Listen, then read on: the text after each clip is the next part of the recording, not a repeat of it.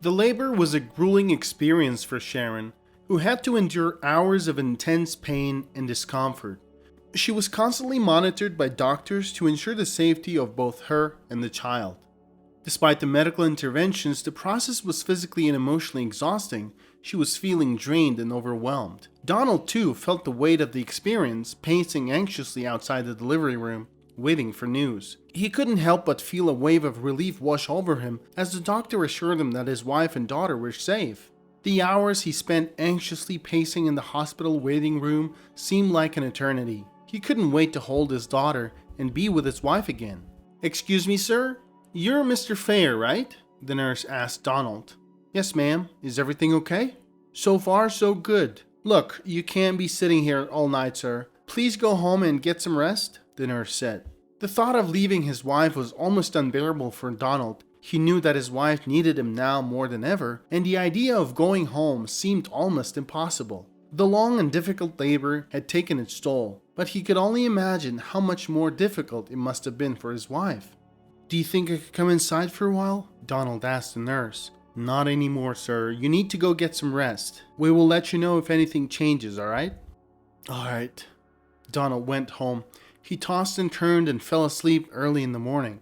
Sharon finally gave birth to a baby girl. As soon as she saw her baby, she felt an overwhelming sense of joy and love.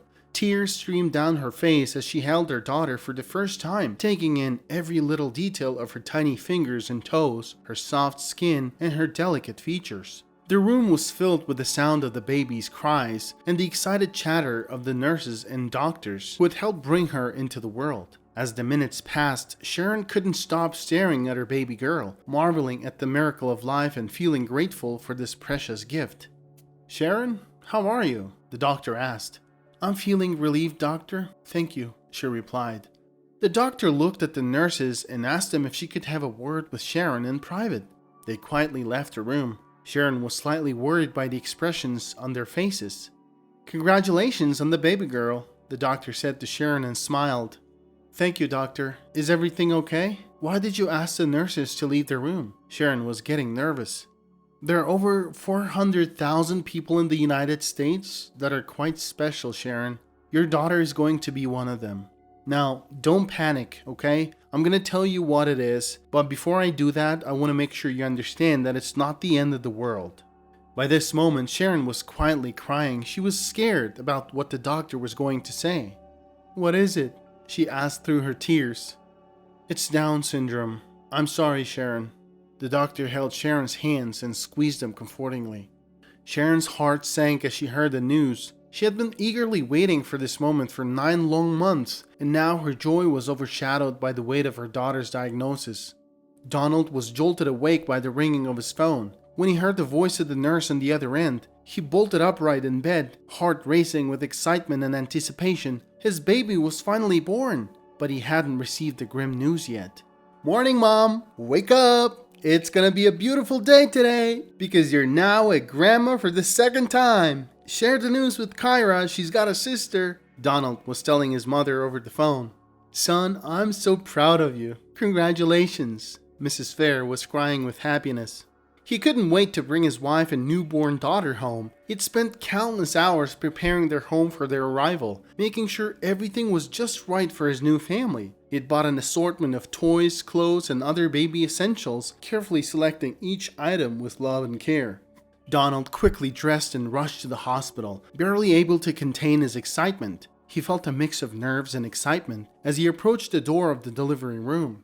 But before he went into the delivery room to meet his new daughter, Donald noticed the look of worry on his wife's face.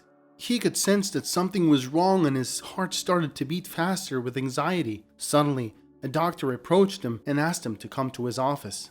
Donald's stomach sank as he followed the doctor down the hallway, the sound of his own footsteps echoing in his ears. "Mr. Fair, the labor went well. Your wife is feeling good, but your daughter was born with Down syndrome." What? Are you sure it's my daughter? My family is completely healthy. Are you sure it's not a mix-up? Donald was asking these questions. Understandingly, he didn't want to believe it. He felt that it was a bad dream and he would soon wake up from it. The diagnosis was a shock to the family. They had been through many heartbreaking miscarriages before this. and they had waited so long for this little one to arrive. After Sharon processed her initial emotions, she looked at her daughter and thought, I don't care. I love you and I will protect you for the rest of your life. Donald was devastated. He didn't want to accept the new reality. Sharon looked at her husband and watched him go into a state of shock. He appeared lifeless. He wouldn't even look at his baby girl.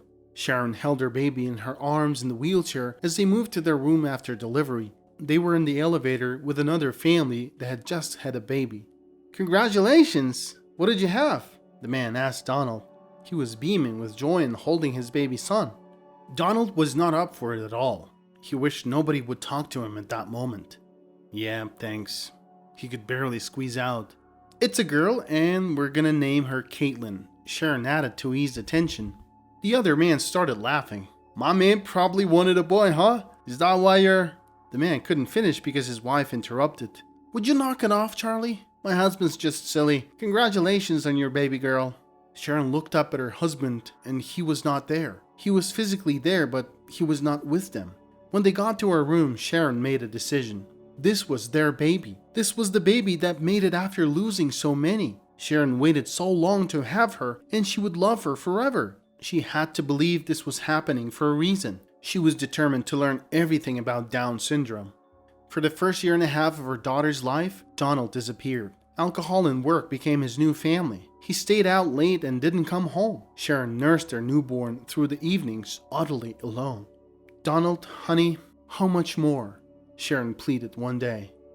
What are you talking about? I'm a man and I know what I'm doing, he replied.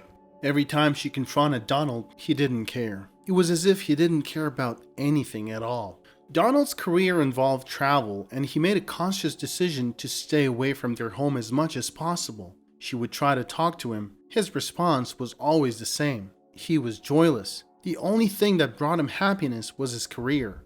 This was not the Donald Sharon used to know. The man she married had doted on their first daughter, Kyra. He never wanted to take a vacation without her. He did all the things that dads do. He threw her in the air. He was her playmate. He did laundry, cleaned bottles, and told Sharon that she looked beautiful when she didn't. He reveled in being a dad. He was a good man and husband. Depression had taken him from them. Sharon confided in very few people while this was going on. The people she did lean on didn't know how to help her. They knew her husband had been a good man, but they worried. Sharon worried. She would never leave Donald alone with the baby. He wouldn't utter the words Down syndrome. So many little incidents happened that first year. Donald broke Sharon. He broke their family. He even went so far as to tell her that he didn't love their daughter. On her birthday, no less. Sharon was riddled with anxiety. She was terrified of something happening to her. Where would that leave their daughters? She asked his family for help. She asked his friends. No one could reach him. She pushed for him to see a therapist and medication. He insisted he was perfectly fine. Sharon wanted him back and she believed he would return to them. She turned to support groups, but if anyone had dealt with a similar situation, they weren't willing to admit it. No one could relate to what she was going through. People would simply say, if my husband didn't love her child, that would be the end of our marriage. Sharon thought it was so easy to make proclamations like that, but no one was standing in her shoes. It all came to a head after another night of him not coming home. At the time, Sharon didn't even care if he was having an affair. She realized how crazy that sounded, but she felt she had bigger priorities. Sharon just needed resolution or closure. So one day, she kicked him out. He exploded and the rage came out. He beat her down with his words. He said awful things to her. He took everything he had been bottling up and took it all out on Sharon. According to Donald's reasoning, it was all Sharon's fault. In the 15 years she had known her husband, he had never acted like that.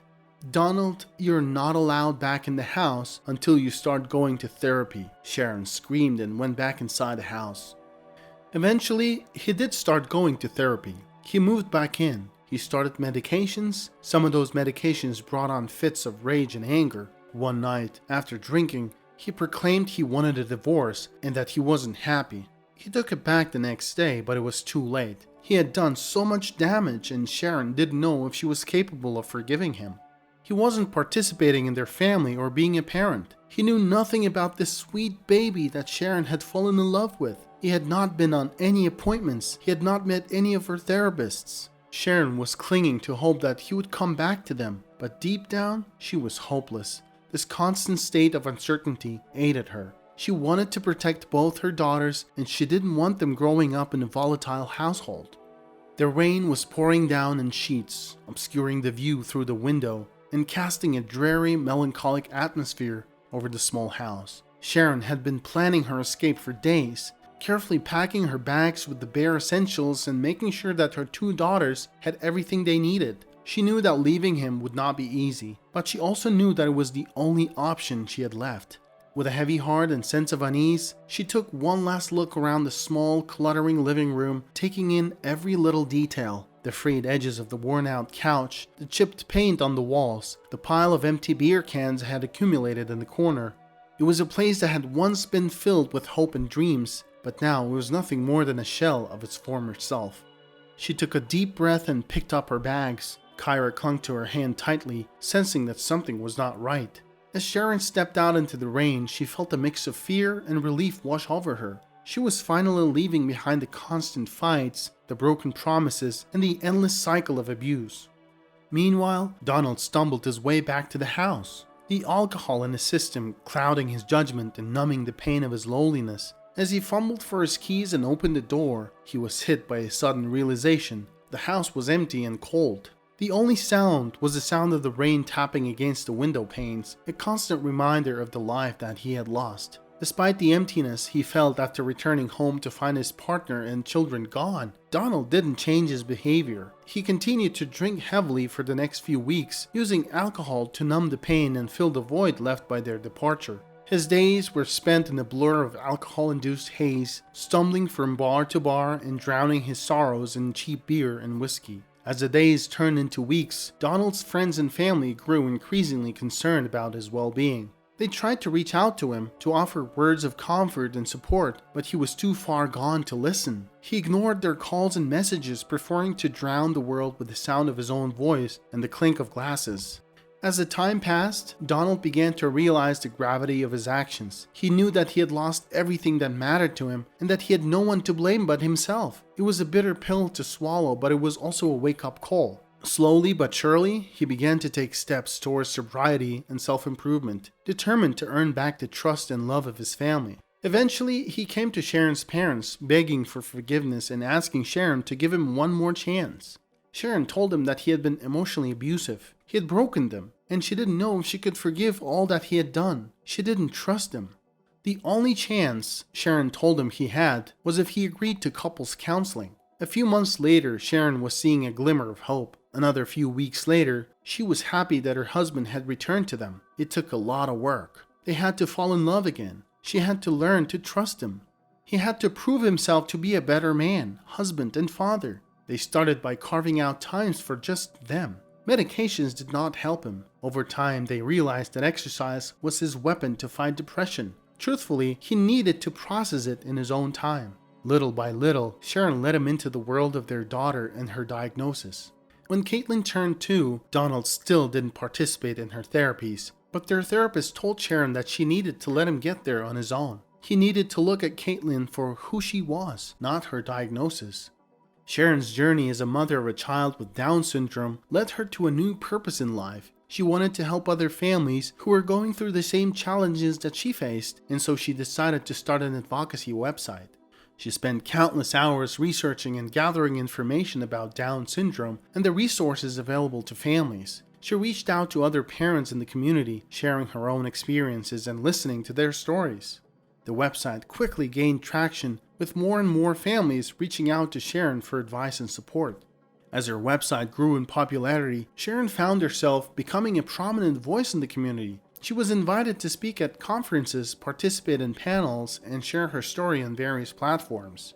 She felt a sense of purpose and fulfillment, knowing that she was making a difference in the lives of families who were struggling with the same challenges that she had faced. As her daughter with Down syndrome grew older, Sharon continued to be a tireless advocate, working to raise awareness about the condition and promote inclusivity for people with disabilities. Her website became a beacon of hope for families around the world, a place where they could find the support and resources they needed to thrive. Donald supported her advocacy work, and he listened and took note of her progress. He had love in his eyes when he saw her. One day, Sharon and her daughters ran into his arms after he had been away on a business trip. Sharon had a realization at that moment. When they were struggling, he would come home from a trip and suck all the joy out of the room. His mood and demeanor would bring them all down, but now they missed him. He walked through the door and they were happy for his presence. At times, it felt like it took them 1,000 years to get here. She cried more tears in that time than she had in her whole life, but they made it. She put one foot in front of the other and focused on being a mom to her daughters. They got her through that time. Some people thought that she should have divorced her husband, but they had not been through or faced what they had. Her reasoning was that depression can change a person. It can make them unrecognizable. A diagnosis can send someone into a state of grief and depression. Sharon often said in her blog, "When you're looking at those photos of happy dads accepting their child and loving on them, don't let it suck the joy out of your world. Not everyone gets there right away, and that's okay."